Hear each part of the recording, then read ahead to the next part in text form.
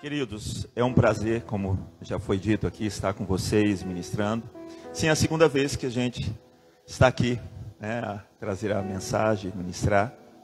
E a gente deseja, espera que o Pai traga uma palavra a todos. Agora há pouco, ouvindo o pastor, como nós lá em Anápolis também temos o nosso culto, e pessoas em algum lugar estão conectados também, assim como vocês.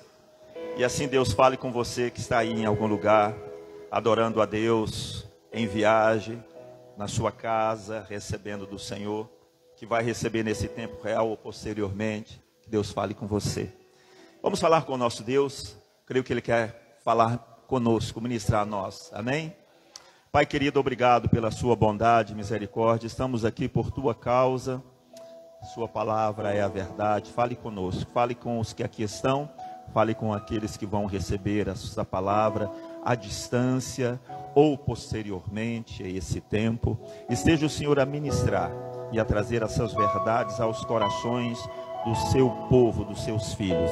Desde já seja impedido, bloqueado Satanás e todas as suas investidas para roubar, ó Deus, o bem precioso da tua palavra. Seja impedida em nome de Jesus. Amém. Encontre em sua Bíblia a carta aos Efésios, capítulo 5. O tema dessa mensagem é alinhados com Deus. Amém? Alinhados com Deus. Eu sei que é desnecessário porque você já está alinhado com Deus. Amém? Mas não custa a gente pensar um pouquinho naquilo que é certo, que Deus já está nos dando o privilégio, a ocasião, a boa oportunidade de estar vivendo isso, né? Está fazendo, que isso venha apenas a confirmar o que Deus já está fazendo com a sua vida.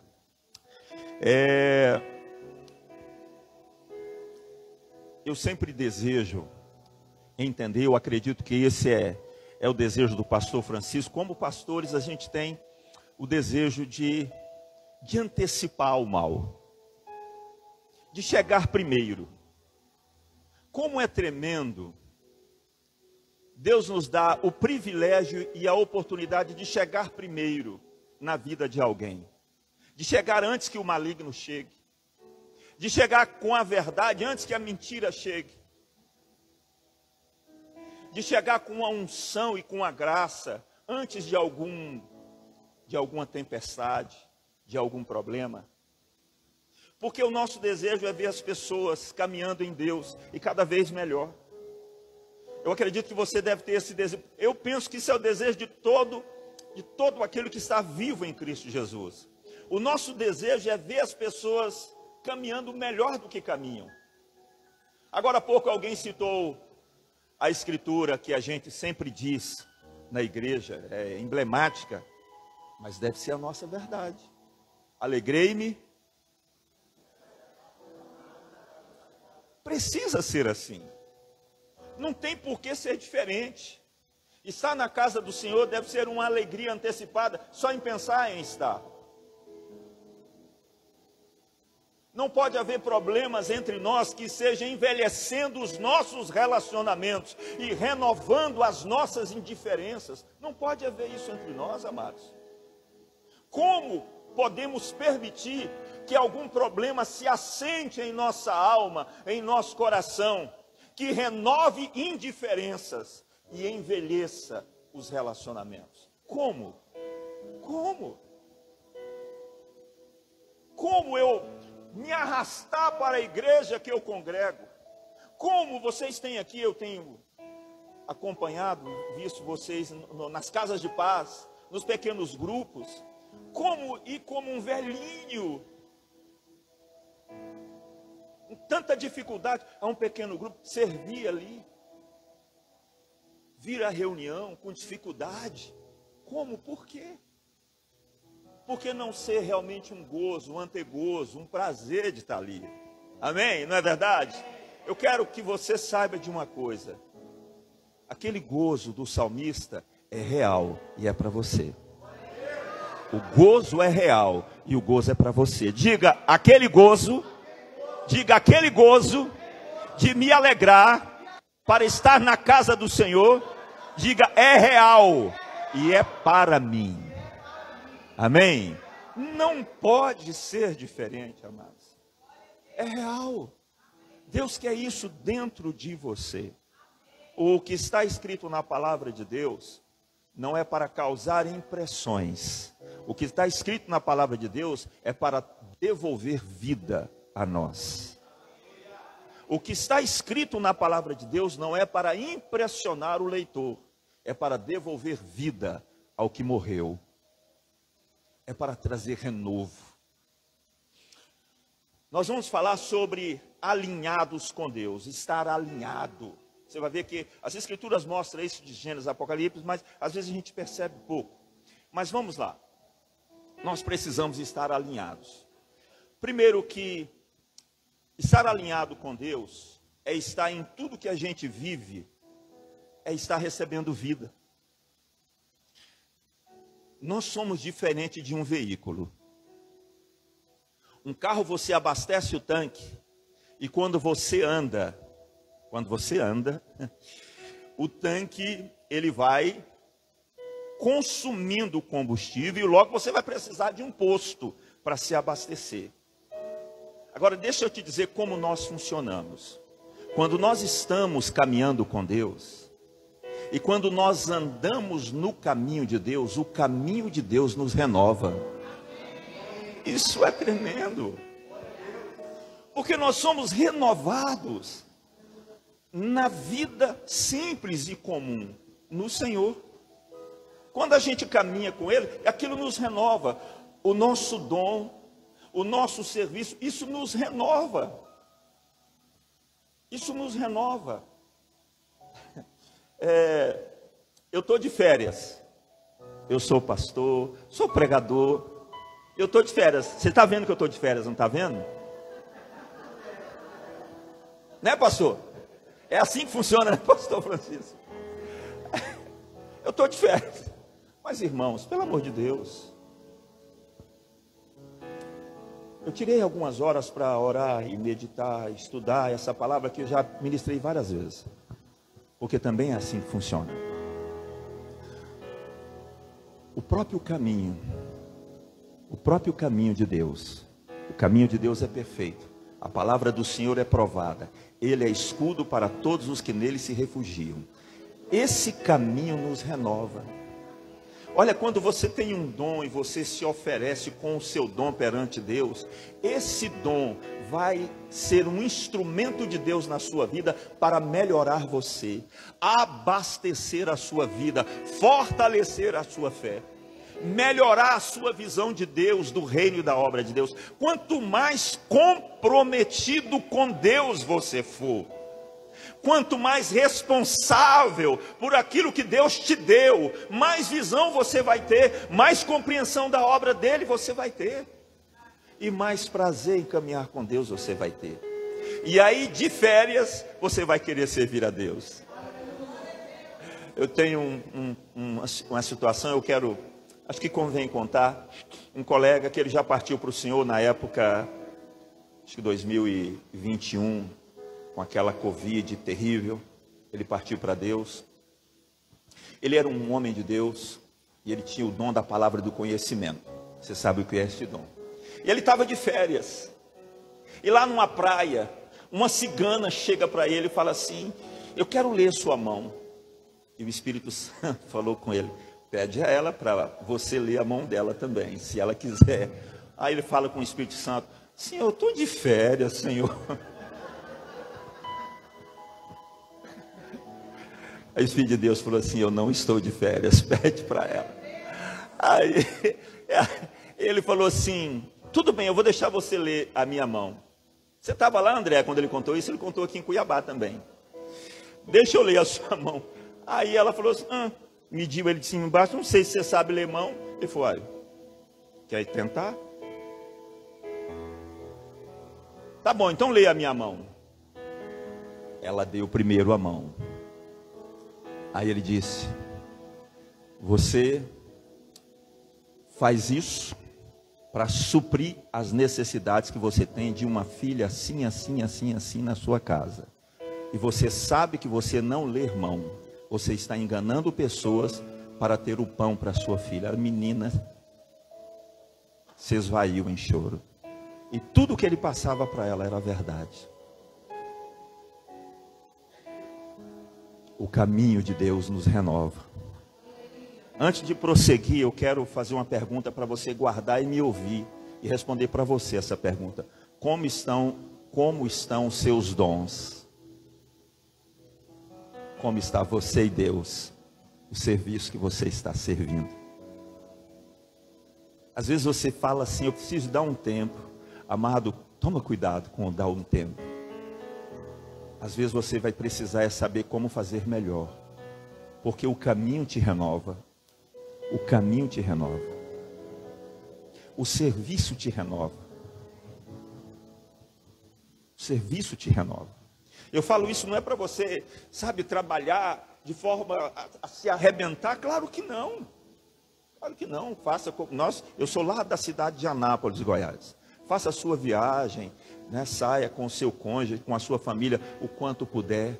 Mas eu quero te dizer que o caminho de Deus, ele te renova. Capítulo 5 de Efésios, verso 1 diz assim: sede, pois, imitadores de Deus como filhos amados. Eu disse que o tema da palavra é alinhados com Deus. Precisamos alinhar nossa vida com o nosso Deus, o nosso Pai. Comecei dizendo a você que a paixão de um pastor é ver a igreja caminhando melhor do que caminha, mais desimpedidamente, mais desembaraçadamente. Não tem por que nós caminharmos ruins. Nós caminharmos com algum peso, com algum impedimento. Não, queridos. Agora nós precisamos olhar melhor para as Escrituras, porque é através delas que Deus vai fazer os reparos dele na nossa fé e na nossa vida. É através das Escrituras que Deus vai trabalhar, fazer os reparos na nossa fé, fazer os reparos na nossa vida. Quando ele diz aqui, sede, pois, imitadores de Deus, ele está procurando nos alinhar com o caminho, com a verdade e com a vida. Através de imitar esse Deus, através de alinhar a minha vida com o Deus Todo-Poderoso, eu já recebo de retorno vida. Eu já recebo de retorno a luz, porque vou para o caminho. Eu já recebo de retorno a graça de estar na verdade, porque simplesmente estou me alinhando com a verdade.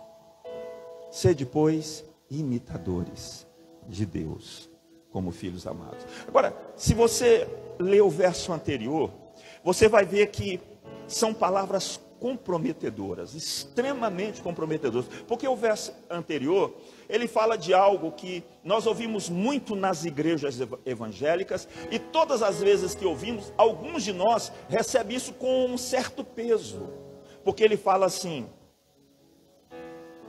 antes, sede uns para com os outros benignos, compassivos, e ele diz depois o quê?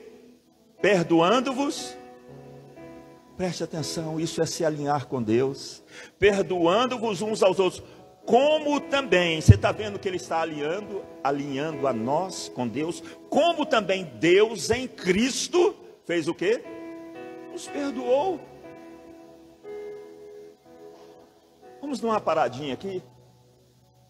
Vamos fazer valer a pena a vinda a este lugar, ou essa mensagem, onde quer que você esteja ouvindo, recebendo ela. Vamos fazer essas palavras valerem a pena. Vamos consultar nosso coração. Como está o nosso coração com os nossos desafetos? Como está a nossa vida com aqueles que nos ofenderam? Com aquela questão que nós, quem sabe, tivemos antes de vir para cá, dentro de casa? Ou essa semana? Como resolvemos essas coisas? Como resolvemos essas coisas? O meu chamado e o seu é: sede, pois, imitadores de Deus, como filhos amados. Queridos, o nosso chamado é tremendo. Deus nos chama para caminhos muito elevados. Aí se você olhar o capítulo 5, o contexto dele, sede, pois, imitadores de Deus como filhos amados, o verso 2 do capítulo 5, ele também não diz nada menos que e andai em amor, como também Cristo nos amou e se entregou a si mesmo por nós. Ele está nos mandando imitar Deus. Está dizendo que a forma que Cristo nos amou foi se entregando por nós. Aí ele diz depois, como oferta e sacrifício a Deus em aroma suave.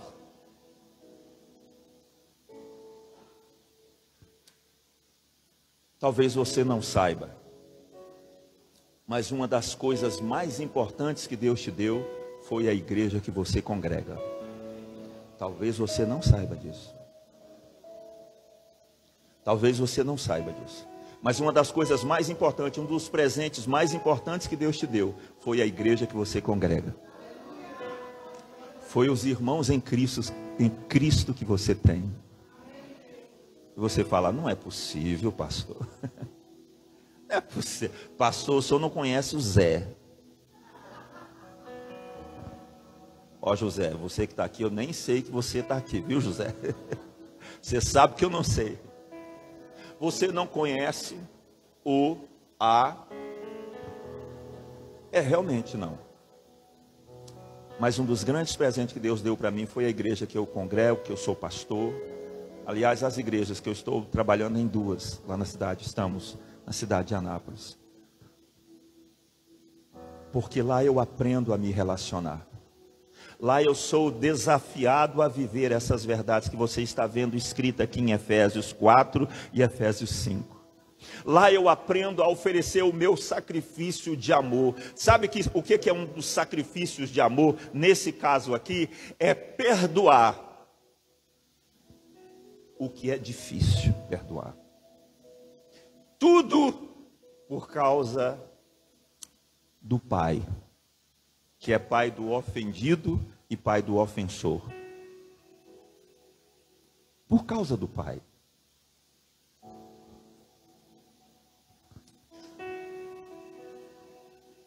E quando você faz isso,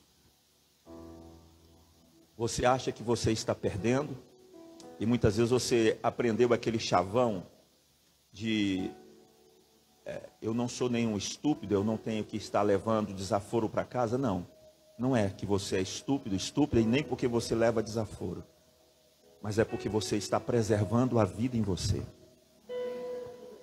Quando você faz isso, é vida que você está preservando em você. Quantas pessoas começaram com você?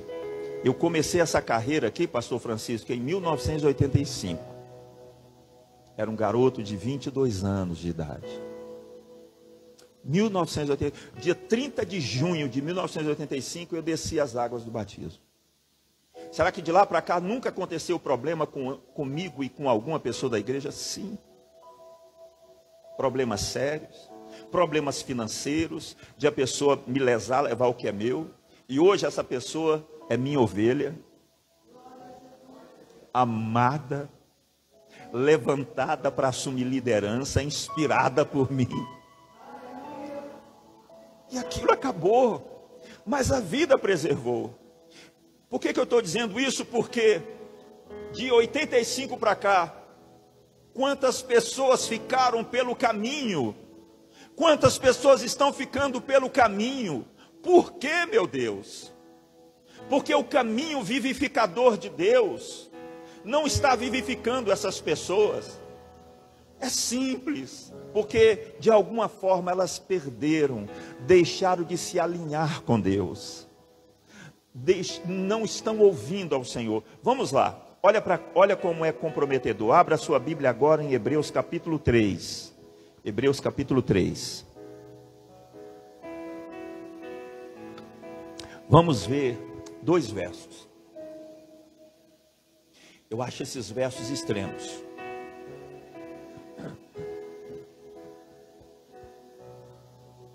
O capítulo 3, verso 12 de Hebreus,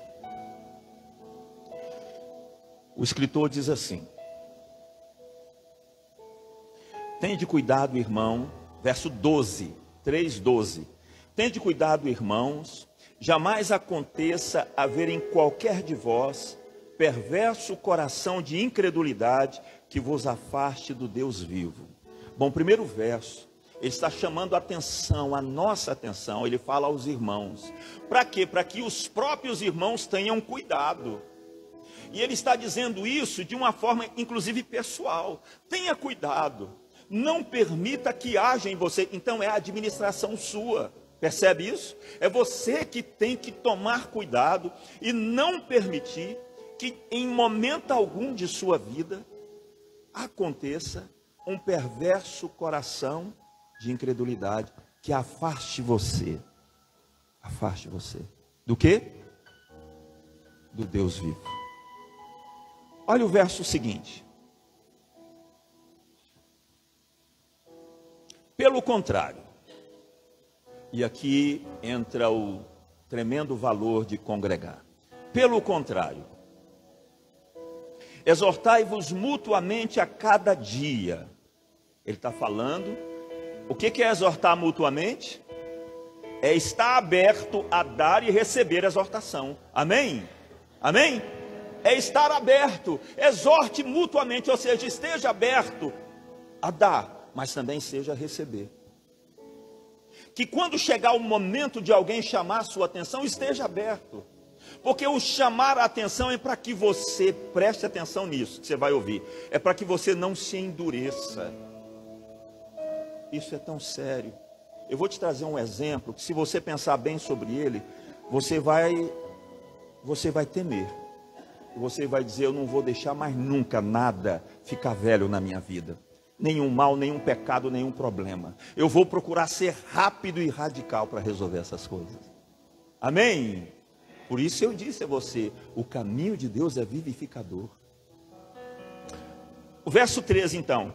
Pelo contrário, exortai-vos mutuamente a cada dia. Olha como ele é redundante. Durante o tempo que se chama hoje. Quando ele fala a cada dia, aí ele repete durante o tempo que se chama hoje. Ele está sendo repetitivo. Redundante. E o detalhe, a fim de que nenhum de vós, o quê? Se endureça pelo engano do pecado. Digamos, pastor José Francisco, que essa igreja aqui esteja em reforma. E hoje é uma sexta-feira. E a homaiada está aqui, sabe, com, não de terno, mas de calça jeans e ó, malhando aqui mesmo. E fazendo a coisa acontecer. Aí de repente chegou 6 horas da tarde. E o último carrinho de massa sai lá de fora e vem para cá. E ele vem cheio. E é bonito esse piso, hein, pastor? Passar carrinho aqui dá dó, mas estamos reformando a sala lá, né? Vamos entender, né, gente? E as tábuas aqui para não comprometer o peso dos carrinhos indo e vindo, né? Aí alguém deixa o carrinho e vai ajudar em outra coisa que está sendo feita por aqui. Mas o carrinho muito cheio de massa, o carrinho inclina e cai. Olha que piso bonito. E enche de massa, de cimento aqui. Mas você se lembra que eu disse que é sexta-feira hoje? E quem que é o membro, o irmão ou a irmã que mora mais longe aqui da igreja? Como é que é o nome dele ou dela? Mora mais longe daqui, quem é? Tem? Quem? Alan? O Alan vai dar um jantar hoje, sexta-feira, na casa dele. E já falou, pastor, eu quero uma palavra do Senhor. E eu quero a igreja lá. E todo mundo pensando que sabe o que o Alan, como é que é a festa na casa do Alan. Todo mundo sabe disso, né? E aí o pastor e os irmãos falam assim, é uma sexta-feira. Segunda-feira é feriado. O pastor fala assim, não, deixe sair. Terça-feira a gente resolve. Tá certo fazer isso? Vamos deixar isso aqui, terça-feira a gente resolve. Quando o cimento cai, Você pode tirar ele até com rodo e com água, uma mangueira de água e rodo, você empurra ele lá para fora, e não fica nada aqui se você lavar bem. Mas quando o cimento cai, e você ou eu negligenciamos o tempo que deve ser tirado, aquilo vai endurecer, que posteriormente, para mexer com aquilo ali, é somente com marreta, com martelete. Amados, algumas coisas vão acontecendo na vida espiritual que nós não vamos dando importância. E essas coisas vão endurecendo dentro de nós e vão dando ao nosso caráter um molde que nós nunca sonhamos para nós. Nem o nosso pai sonhou para nós. É um molde que não vem de Deus, mas é tudo que as trevas querem. E tudo porque nós estamos negligenciando o tempo de lidar com as transgressões, com os pecados, com as concupiscências, com as cobiças. O que ele está dizendo aqui no verso 13 para nós é que eu preciso das suas exortações, mas está dizendo também que você precisa das minhas.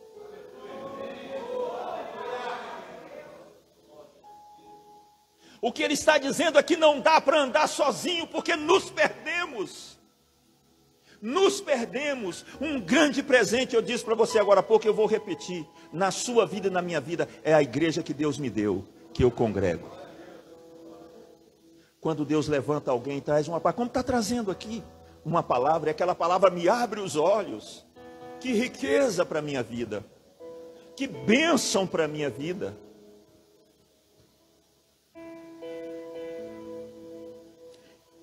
Se o cimento endurece, e não dá para deixar para 3 dias depois a gente vir e mexer, como é um coração que se endurece? Como é um coração endurecido? Quantos jovens entram numa faculdade, numa universidade? Eles chegam crentes ali, chegam apaixonados por Jesus. Com o passar do tempo, eles ouvem tantas lorotas a respeito do evangelho, e aquelas coisas vão entrando dentro do coração deles, eles não sabem lidar com aquilo. De repente aquilo traz para eles um molde que eles nunca sonharam para a vida deles, e eles vão se apartando da sensibilidade que eles tinham ao Deus vivo. Amados, pessoas honestas e boas vieram para Jesus. Elas não deixaram de serem honestas, elas não deixaram de serem boas pessoas.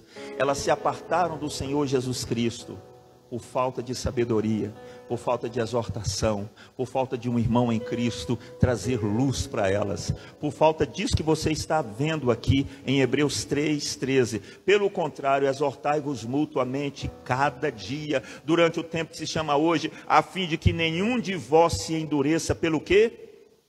Engano do pecado. Ó Deus, ó Deus.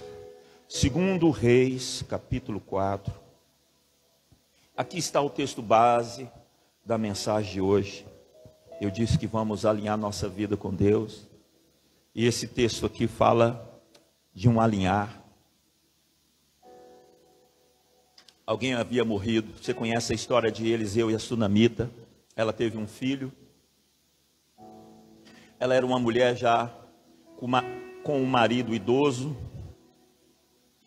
E Eliseu, por ter recebido dela uma bênção, o profeta passava por ali, ela era daquelas mulheres que queria ver o profeta em casa. Convidou uma vez o profeta para comer pão com ela, e todas as vezes que o profeta passou ali, começou a visitá-lo e comeu o pãozinho dele ali.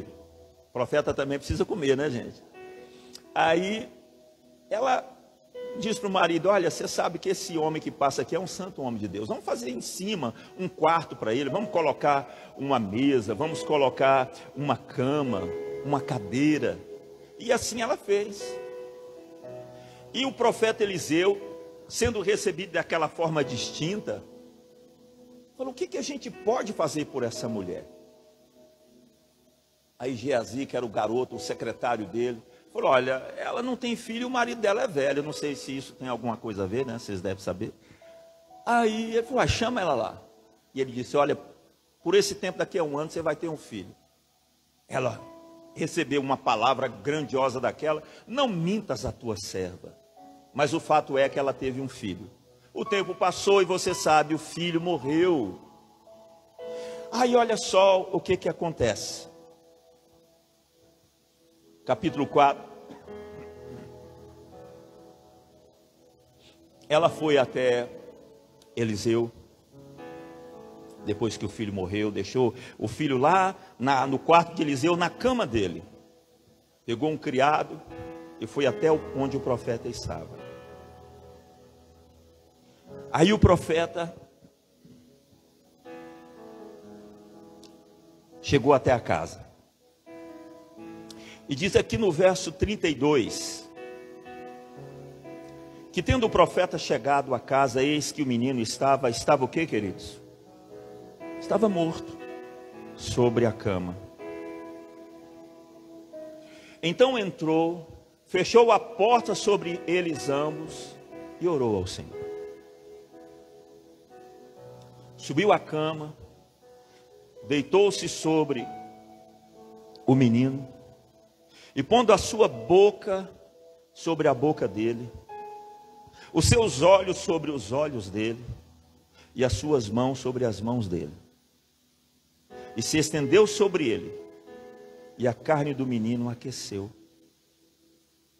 Eu quero que você entenda que Eliseu, ele era um profeta, e como profeta era um representante de Deus.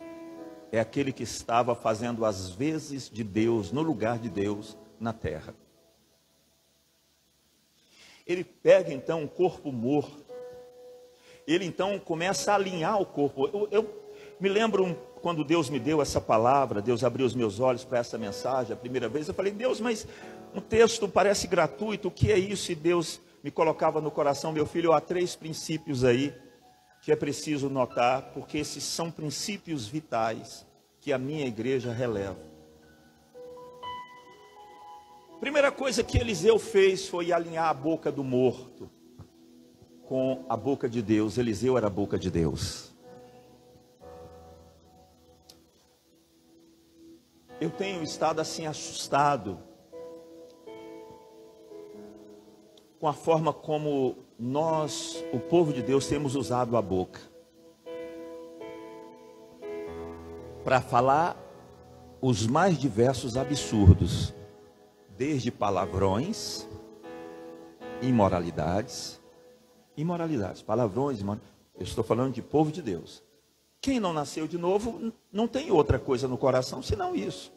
Eu estou falando de povo de Deus, que acha que falar um palavrão, ou não falar, é a mesma coisa.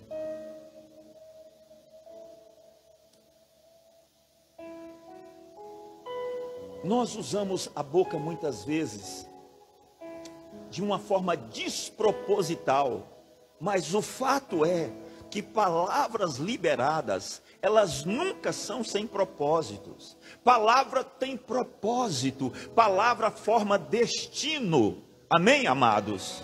Palavra conduz à sorte e à vida. Olha quão tremendos são palavras, que a forma que a salvação entrou nessa alma aqui, foi através de uma confissão. Porque se com a tua boca confessares a Jesus como Senhor, e em teu coração creres que Deus ressuscitou dentre os mortos, será salvo. Então, a forma de a salvação entrar no perdido, é mediante confissão de um senhorio de Deus Altíssimo. Amém? Essa é a forma da confissão chegar. Eliseu então pega o garoto morto, e você está vendo que propositalmente a palavra está dizendo, ele coloca boca a boca.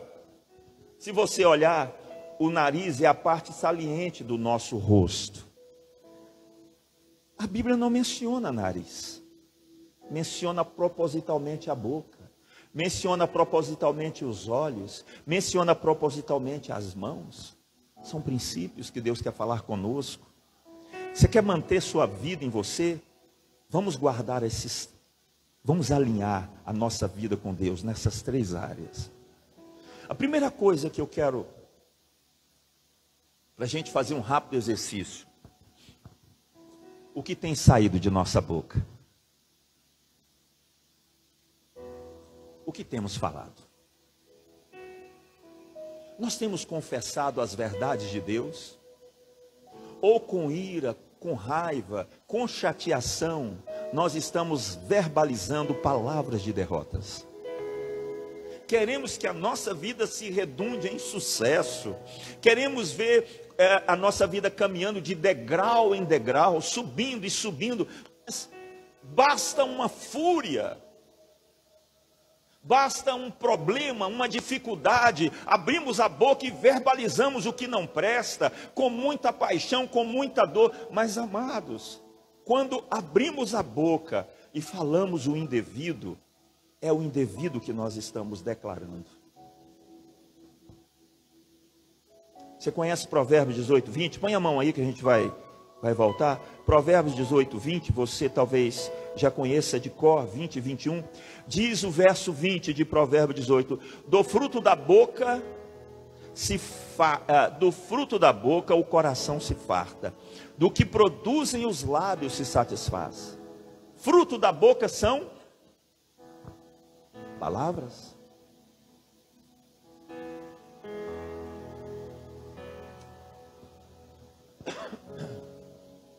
Um coração farto com palavras doentes, ruins. Aí o verso 21 diz: a morte e a vida estão no poder da língua, o que bem a utiliza como no seu fruto. Queremos vida, mas às vezes estamos nos alinhando com a morte. Queremos ver um avivamento, queremos que a nossa vida flua mais facilmente, a nossa vida de oração, o estudo da palavra, mas estamos com os lábios carregados de palavras ruins, de palavras de derrotas, de palavras que não prestam. Quando Eliseu, amados, alinhou a boca do morto, foi para trazer luz para mim e para você. A boca precisa ser alinhada com a de Deus, para que a morte não chegue, não importa de quem. Pode ser do mais inocente, como uma criança.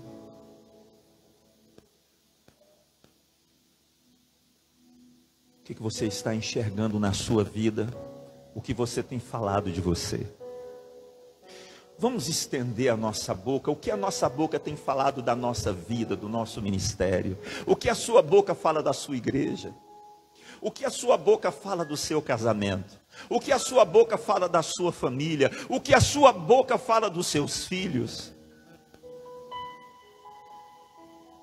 Sabe, aquelas áreas que estão ruins, que estão às vezes precisando de ajustes, e tudo nessa terra, nesse mundo precisa de ajuste, por melhor que seja, precisa de ser tratado, trabalhado.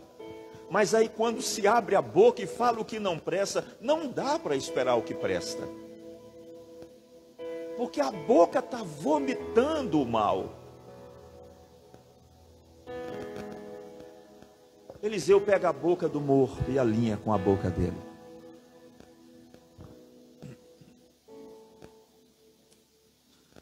Bom, eu não sei.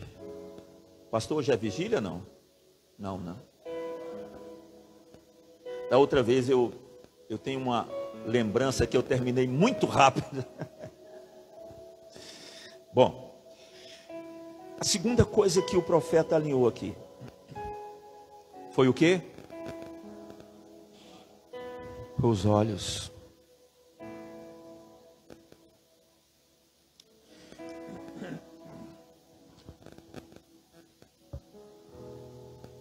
Vamos abrir em Números capítulo 13. Números 13. Texto também tão conhecido. Josué, Moisés envia Josué, Calebe, mais 10 espias. Você conhece o texto e a história para espiar a terra prometida. Você conhece bem, amém? Aí eles trouxeram, aqueles 10 homens trouxeram boas novas, sim ou não? Não. Mas você notou o que estava errado na vida daqueles homens? Eles estavam com a visão desalinhada. Você conhece o texto? Nós vamos ler o texto, mas eu quero fazer uma pergunta. O que tem estado diante dos nossos olhos? Como nós estamos vendo isso daqui? Igreja. Como nós estamos vendo? Como nós estamos vendo o nosso ministério? Ver, em um certo sentido, é também esperar. Em um certo sentido, ver é uma expectativa. E nisso, nesse texto aqui, você vê que ver era uma real expectativa. Só que nesse caso, era 0 a expectativa. De 10, de 2 não. Como está a nossa visão? Aquelas coisas que nós estamos colocando diante do nosso Pai Celestial, para que Ele faça por nós. O que estamos vendo? O que estamos visualizando? O que esperamos? Não faz sentido nenhum termos uma visão negativa da nossa casa, da nossa família, e orar pedindo a Deus misericórdia pela nossa casa e pela nossa família. Não faz sentido nenhum ter uma visão derrotista da nossa empresa, dos nossos empreendimentos, e estar pedindo a Deus que abençoe. Nós precisamos corrigir nossa visão. E o nosso Pai quer nos visitar aí. E em o nome de Jesus, Deus quer que você alinhe a sua visão com a visão de Deus. Deus tem para você a visão de Deus para a sua vida. Amém? Ele tem para você. É claro. Se você precisa estar vivo, é a visão dele. Capítulo 13. A partir do verso 25, ao cabo de 40 dias voltaram os espias à terra. Voltaram de espiar a terra. E caminharam e vieram a Moisés e a Arão, e a toda a congregação dos filhos de Israel no deserto de Parã, a Cádiz. E deram-lhes conta a eles e a toda a congregação, e mostraram-lhes o fruto da terra. E relataram a Moisés e disseram: fomos à terra a que nos enviaste, e verdadeiramente mana leite e mel. Este é o fruto dela.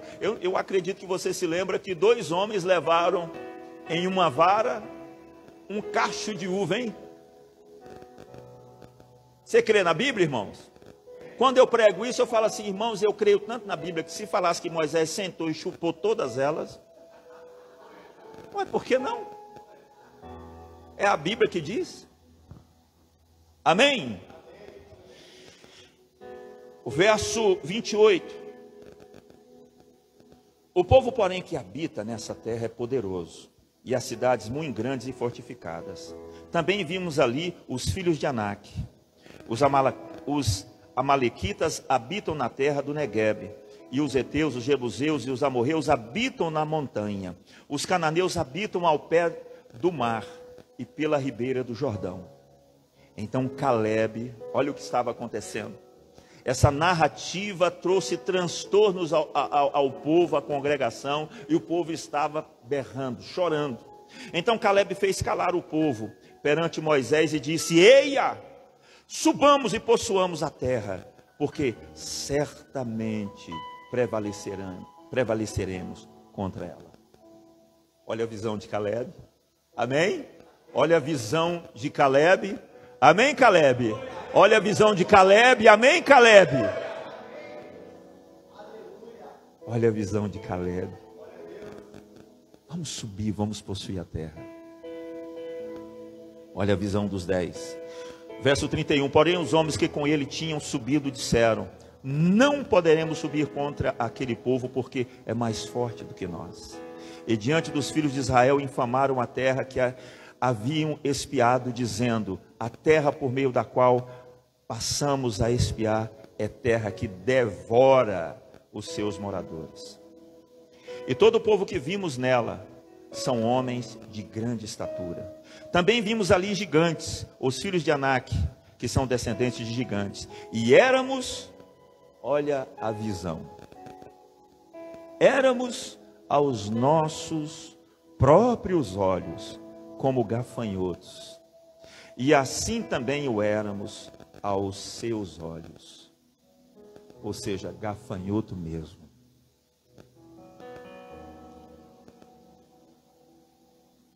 Bom, vocês sabem que eles estavam com uma oportunidade diante deles, amém? Era ou não era uma oportunidade?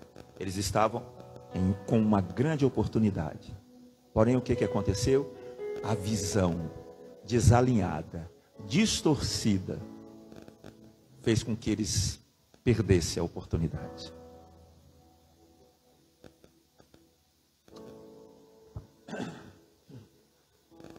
Será, amados, que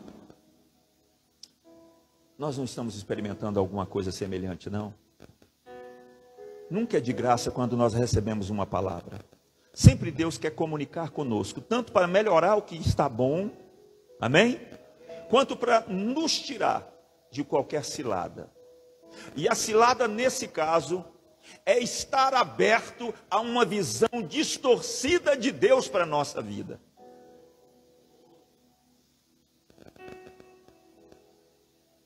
Porque aquilo que Deus nos chamou a viver, aquilo que Deus nos chamou a ser, devemos abrir o nosso coração e dizer amém ao Senhor e amém à sua vontade. E esperando contra a esperança, devemos fazer como Abraão: eu creio e eu vou continuar, Senhor. Que visão nós estamos tendo? Daqueles lugares que Deus quer nos ver florescendo nele, nossa família, nossa igreja, nossa profissão, trabalho. Deus quer ver tudo isso florescendo, frutificando. Que visão temos tido? O que temos falado com o nosso Pai? Quais são as nossas expectativas de tudo isso? Então, antes de esperar uma mudança nas áreas que nós queremos que Deus mude, vamos falar para Ele: Pai, me dá uma visão que o Senhor quer que eu tenha a respeito disso. É a sua família, é o seu casamento, são os seus negócios, é a sua igreja. Pai, me dá uma visão. Porque eu creio, Deus, que o Senhor quer fazer coisas novas. Vamos alinhar a nossa visão com a visão de Deus. Não vamos permitir aquela visão pessimista, derrotista, enganadora, mentirosa, que não vem de Deus para nós. Depois você olha na sua casa, Mateus 6, Lucas 11, Jesus, você se lembra também do texto, Jesus diz que os nossos olhos são a lâmpada do nosso corpo. Se os nossos olhos forem bons, todo o nosso corpo terá luz. Mas se os nossos olhos forem maus, nosso corpo estará em trevas. Quando Jesus fala de olhos maus, Ele está falando de uma visão ruim, negativa. Há pessoas que ela tem uma visão negativa em tudo. E isso é ruim.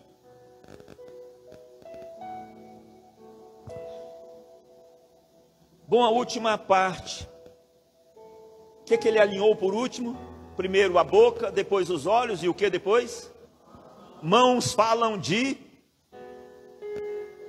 trabalho, serviço. Mãos falam de obras. Mãos falam do nosso chamado. Colocar as mãos e deixar o nosso Deus colocar as mãos dele sobre nós, no trabalho que Deus nos chamou a colocar. Quem põe a mão no arado, que mais? Não pode olhar para trás. Você está vendo que o caminho vivifica? A nossa boca, a nossa visão, a nossa obra.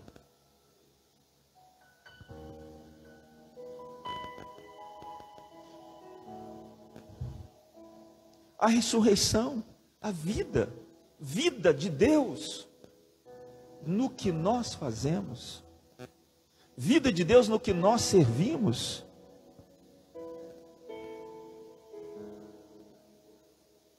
Deus quer derramar vida.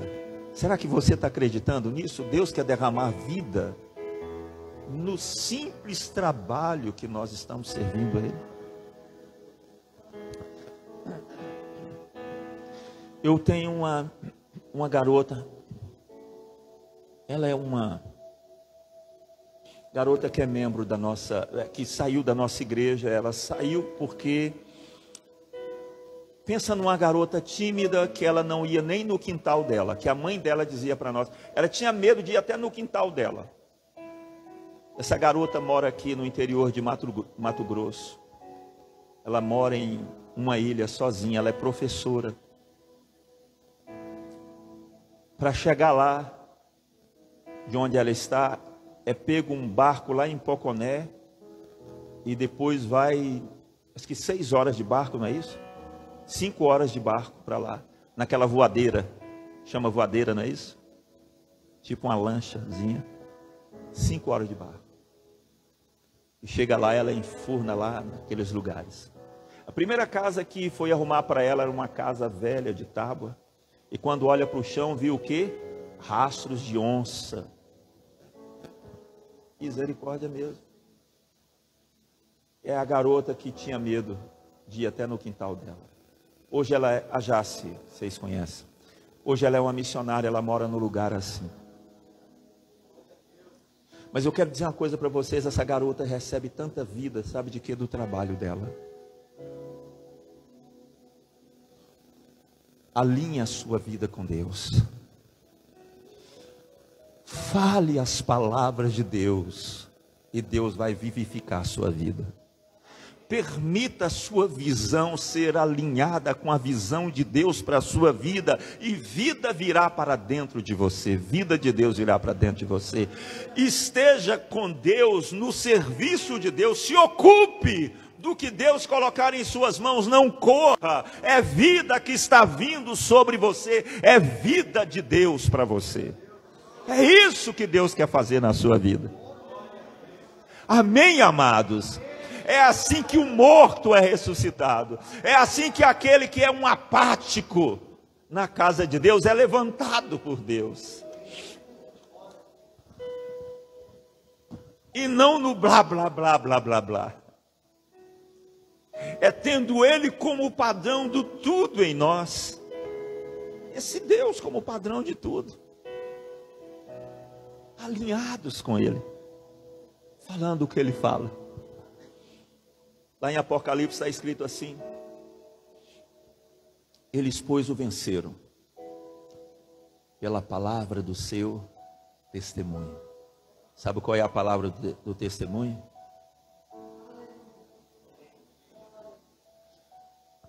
Nós vencemos o diabo falando a palavra do testemunho. Igualzinho Jesus. Quando o diabo chegou até Jesus, Jesus sempre respondia: está escrito. Está escrito, está escrito.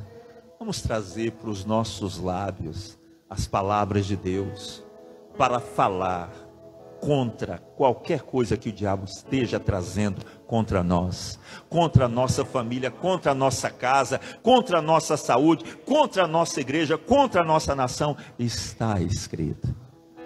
Quero te convidar a ficar de pé, se você acredita nessa mensagem que você recebeu de Deus.